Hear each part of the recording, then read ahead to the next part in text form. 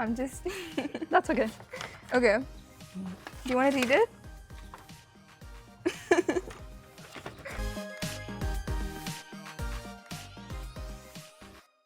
Welcome to Unfiltered Espresso, the podcast where we ditch the textbooks and chase adventures with incredible people.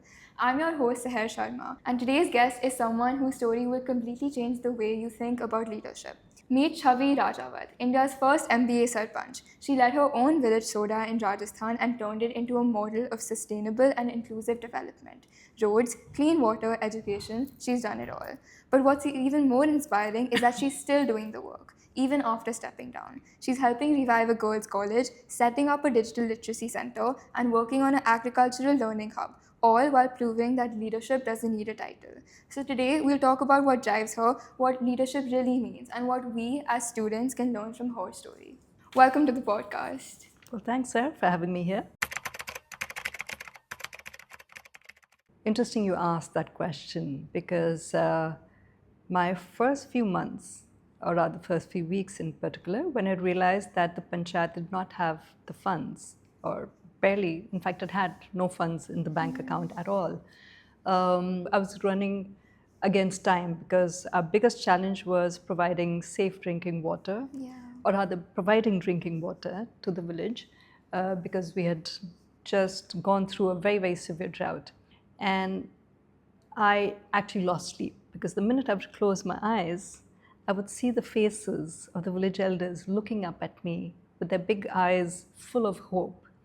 And it gives me goosebumps just sharing that experience or the feeling that I went through because I realized that I was someone who, after a long spell of time, had come around igniting a certain element of hope. And I felt that if I was not able to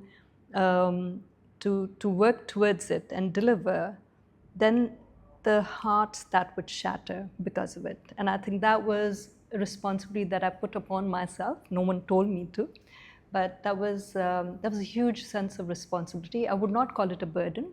I will use the word responsibility, and which also motivated me and drove me to try much harder. Any experiences that you recall? Oh yes, I'd say plenty and more. There's so much wisdom.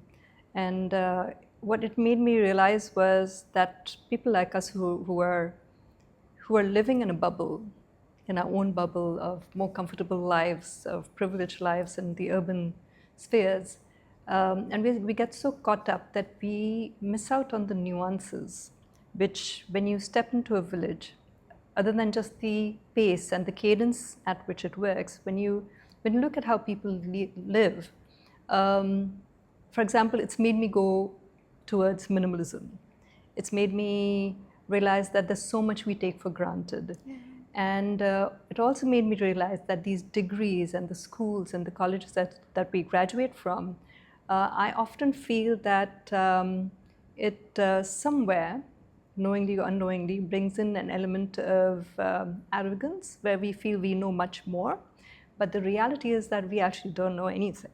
Symbiotic nature with which people live and help each other out, even when they may be having differences. But in times of crisis, they come together. So they did not have the wherewithal, they did not have the support, or even anyone to tell them and guide them what the pandemic was all about. Yet they came together.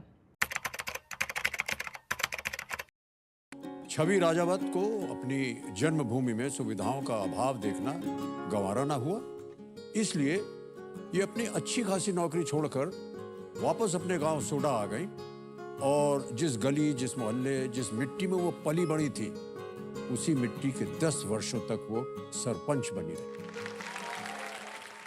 It was a great experience. And with Mr. Bachchan, what I really, really loved was his humility, his sense of humor, and the warmth. Yeah. So that was really, really lovely to see. I think you reached like question 13 or something, if I'm not wrong. But by the way, just to let you know, it was, I was going through a very tough time because there was stuff that had happened at home back in Jaipur. And my head was only thinking about, okay, I need to get this over and done with, and I need to catch my flight and get back home to sort that mess out. So I'm just very happy that I was visible, smiling, and my stress was not visible on my face. It was not. It was a good show. Thank you.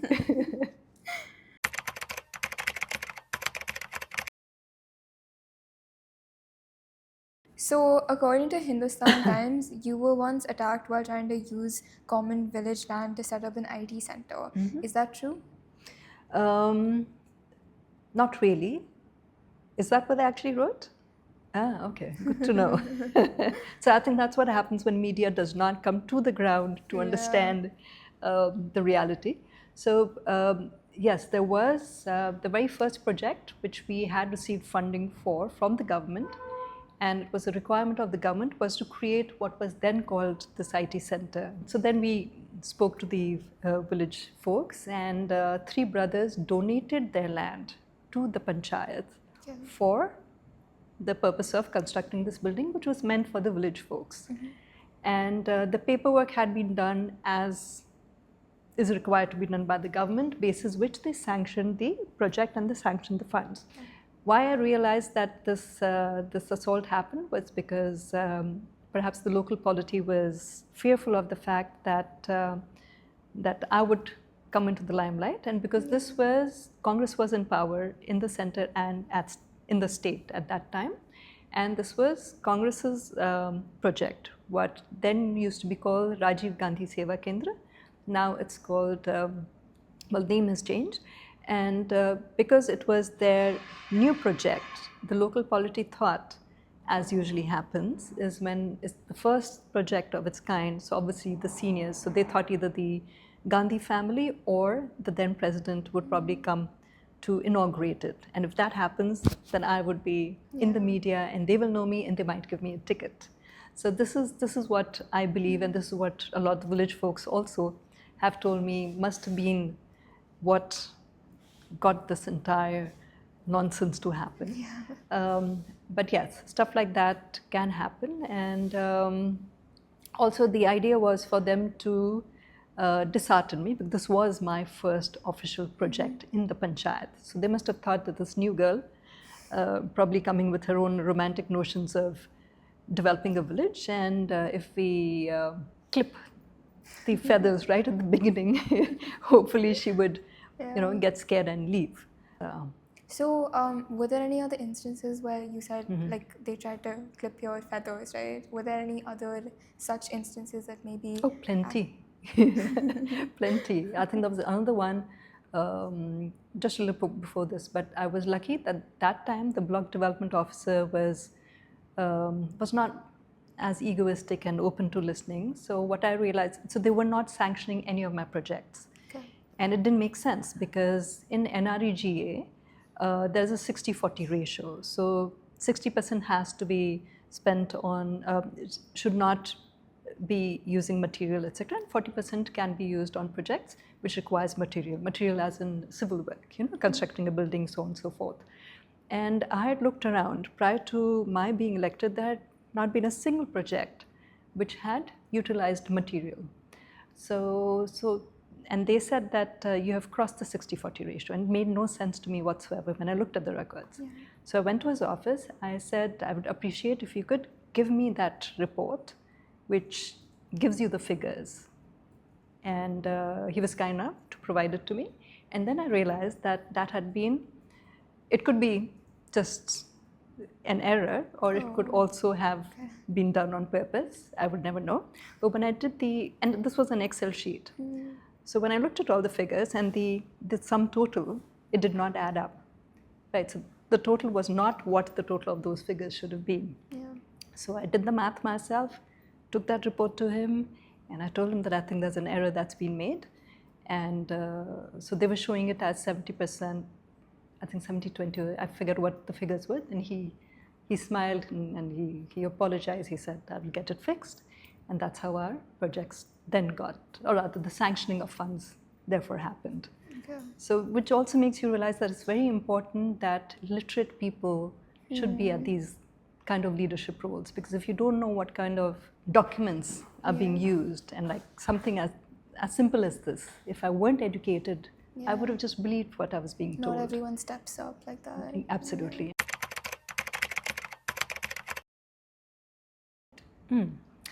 Um, well, yes, that sadly is the journal perspective, but also you have to realize that because people like us are not stepping forward, who does it really leave the room for, right? So I think that has to be thought through.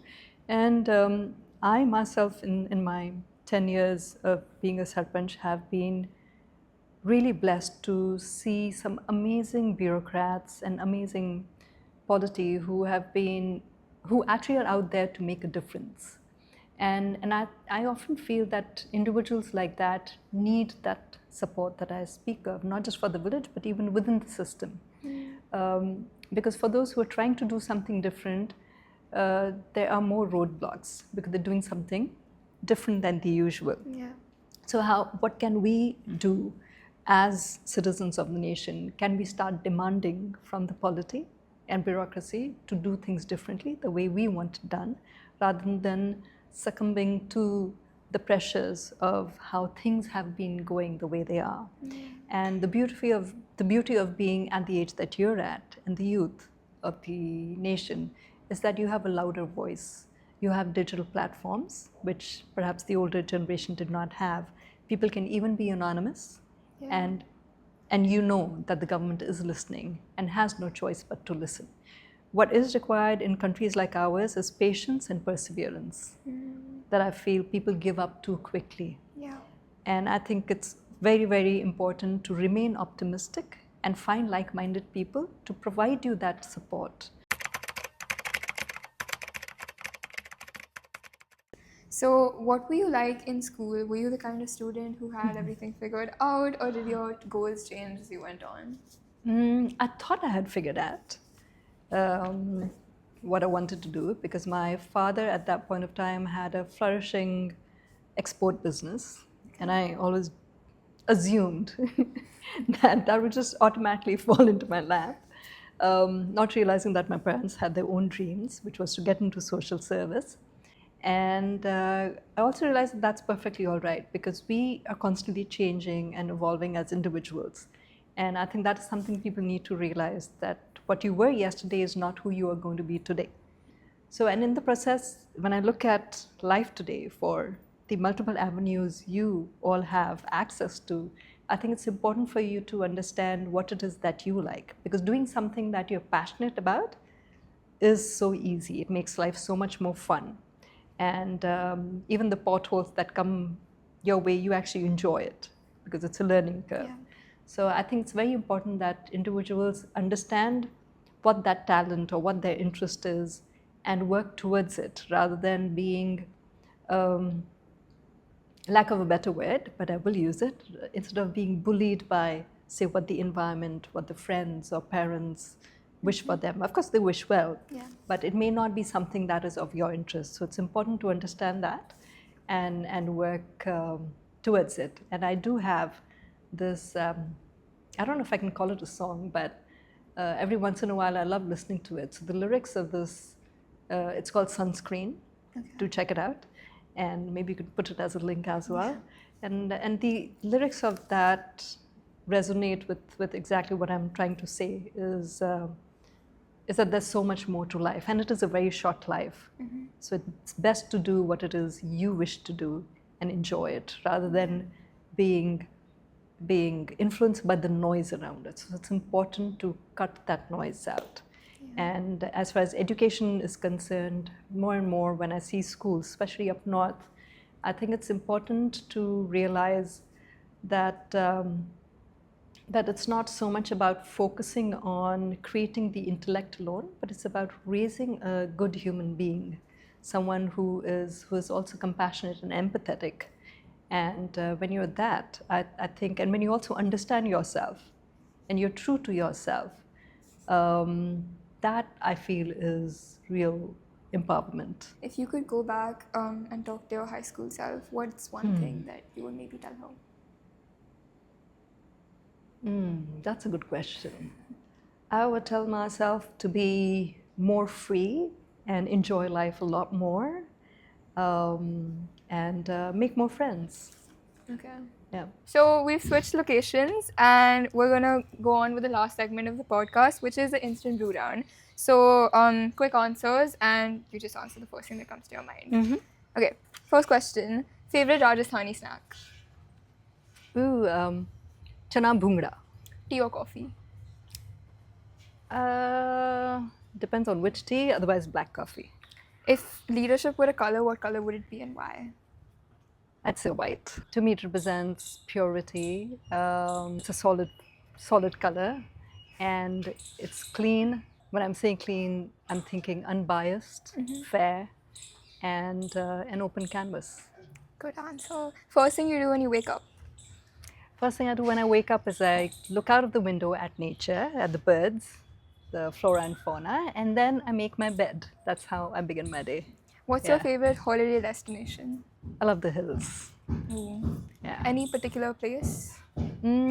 Just hills which are nice and green and is not too crowded. A skill you wish you had?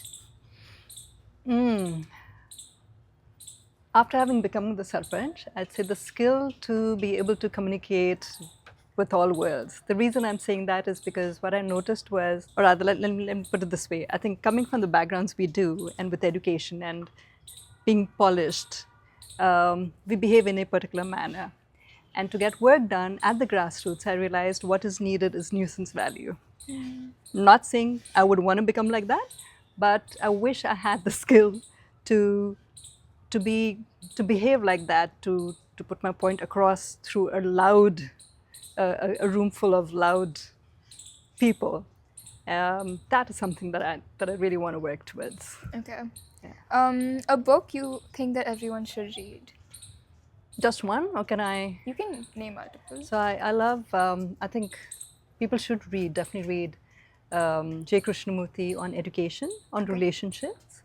I don't wish to sound morbid, so I'm coming from a positive mindset when I say a book called Death and another called Karma by Jaggi Vasudev Sadhguru. Okay, a song that always lifts your mood? Plenty, but I'd say Sunscreen is my all-time favorite. Yes. Hi. Yeah. And while I was a Sarpanch, when people asked me, I would say Living on the Edge is what would be the background music in my head in tough situations. The best piece of advice you've received? Oh yeah, from my father. Is that when you choose to do work for the community, always be prepared that no matter how good and honest and transparent you are, you will always make, there'll always be a fair share that's going to try and put you down. So when you're doing work for the larger good, service for the people, do it with zero expectations. And I think that's the best advice I could have received. That is good advice. Okay, one word your friends would use to describe you? That's a question more for my friends. I'd like to believe, to think of me as someone they can trust blindly and someone who'd always be there for them. Yeah. Okay, I want to ask another one. One word you think your parents would use to describe you? Hopefully a brat. Okay, if you could have dinner with any historical figure, who would it be? One of my biggest regrets is not having met Mr. Ratan Tata. Yeah. So I had, in fact, reached out for an appointment, and sadly he passed away short of that. So yes, he's someone I would want to meet. Last one. If you were, if you were ever offered the Chief Minister of Rajasthan, would you take it? Really? Oh my God. That is not a question you should be asking me. But let's say, the way I like to live life is if there's an opportunity that strikes my way, I would take it up.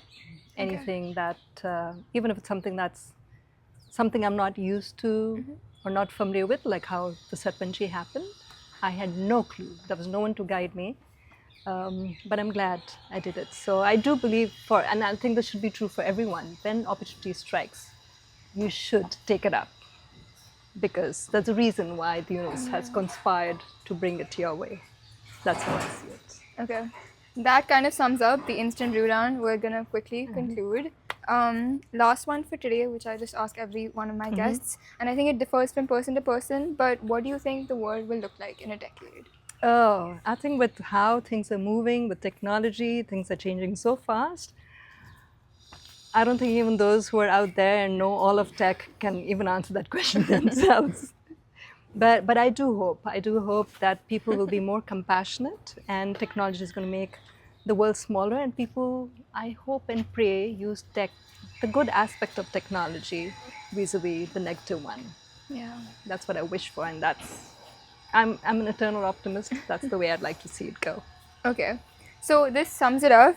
Thank you so much for sharing your journey and insights with us today. It's been a pleasure to have you on the show. It's been a pleasure and an absolute honor. Thank you very much. And to everyone listening, thank you for tuning in to this episode of Unfiltered Espresso. I hope Chhavi's story inspires you to take initiative no matter where you are or how small the step is. Thank you. Bye.